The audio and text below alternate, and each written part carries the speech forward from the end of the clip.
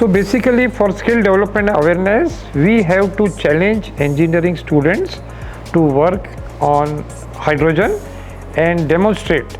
So there is an event called H-Baha, Hydrogen Baha, done through SA India, where we in 2024 we had 100% CNG injection. Then in 2025 we added 5% hydrogen, so it became HCNG, and we were able to demonstrate this. Then in 2026 we increased the hydrogen content to 18%, and around 20 students made this Baha buggy with 18% hydrogen CNG. Next year in 2027 we are planning 30% hydrogen.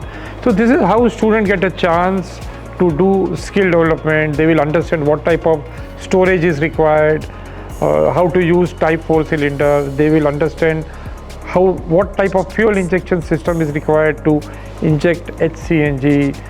They will understand how do you make the entire ecosystem of the vehicle, where suspension, steering, brakes and body and cooling system, lubricating system, fuel injection system, all those are also required to be adjusted.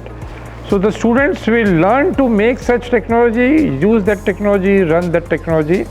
In the process, their awareness will increase and they'll be ready for the future of hydrogen in India.